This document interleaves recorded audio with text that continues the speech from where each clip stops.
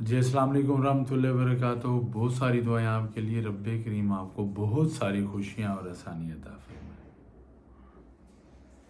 یہ آج کی ویڈیو ان لوگوں کے لیے ہے جن کے گھر میں پیرا نارمل ایکٹیویٹی ہے اور وہ جنات کا علاج کروا رہے ہیں۔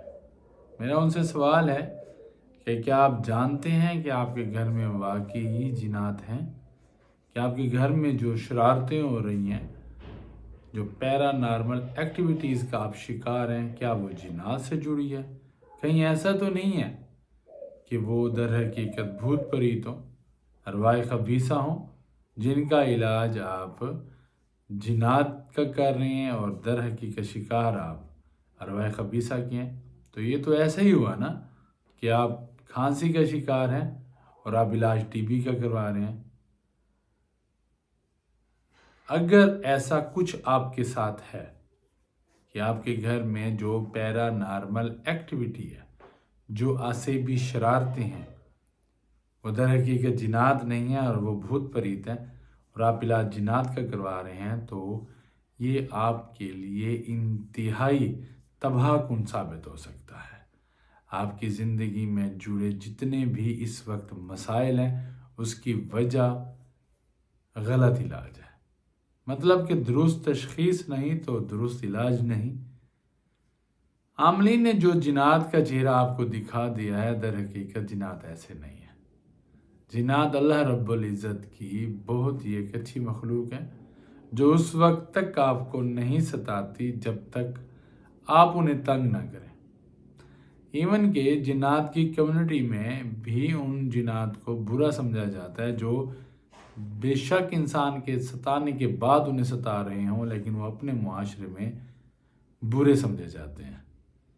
ایک بات یاد رکھیں کہ جو لوگ کہتے ہیں کہ ہم نے جنات کو دیکھا، جی وہ سفید لباس میں کسی بزرگ کی صورت میں ہمارے سامنے آ گئے، یا ان کا قد لمبا سا تھا، یا بہت ڈراؤنے تھے، تو یہ سب جھوٹ ہے۔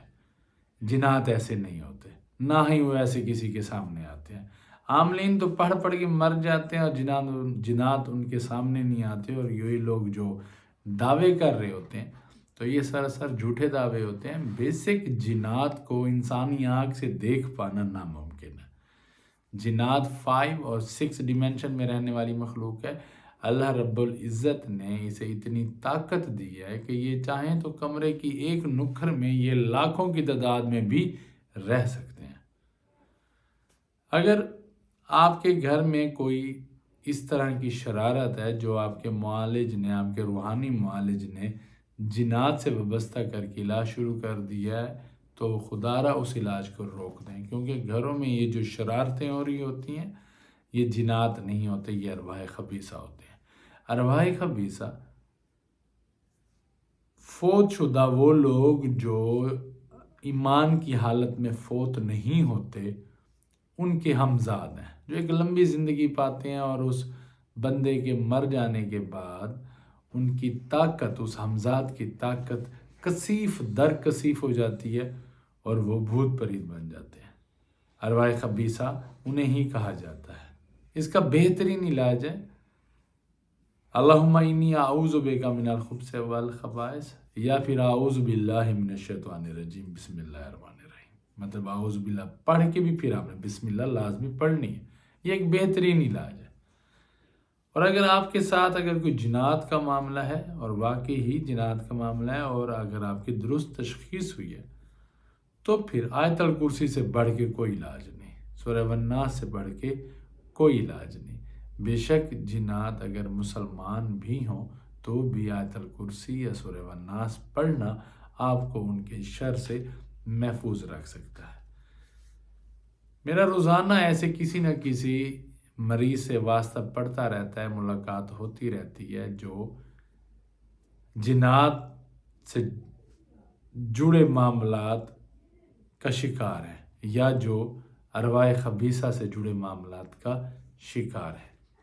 میں آپ کو بتا دوں کہ جو جنات کا شکار لوگ ہوتے ہیں ان کی آنکھ سرخ ہوتی ہے اور ان کی آنکھ سوزش کا شکار ہوتی ہے، لیکن جو ارواح خبیثہ سے جڑے معاملات کا شکار مریض ہو ان کے ساتھ ایسا کچھ نہیں ہوتا۔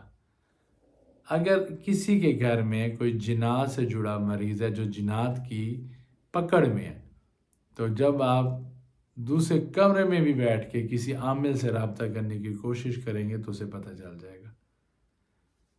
اور اگر کوئی ارواح خبیثہ کی شرارتوں کا شکار ہے اور اسے اس کا جنات کا علاج کیا جا رہا ہے تو اس کے ساتھ ایسا کچھ نہیں ہوگا۔ جو جنات کا شکار مریض ہے وہ کھانے پہ آئے گا تو 20 روٹیاں بھی کھا لے گا، اور نہ کھائے تو 10 دن بھی بھوکا رہ سکتا ہے۔ جنات کا شکار مریض لوگوں سے دور ہو جاتا ہے۔ جنات کا شکار مریض نہاتا نہیں ہے، لیکن جو ارواح خبیثہ کا شکار مریض ہے وہ اس کے برعکس ہے، وہ کھاتا پیتا بھی ہے، لوگوں سے ملتا بھی ہے، نہاتا بھی ہے، لیکن اس کی نحوست جنات کی نحوست سے زیادہ ہوتی ہے۔ میں کوشش کرتا ہوں کہ اسٹرالوجی یا عملیات کو آسان اور سادہ الفاظ میں آپ کو سمجھا سکوں۔ آپ کے لیے بہت ساری دعائیں، اپنے دعاؤں میں یاد رکھیے گا۔ السلام علیکم ورحمۃ اللہ۔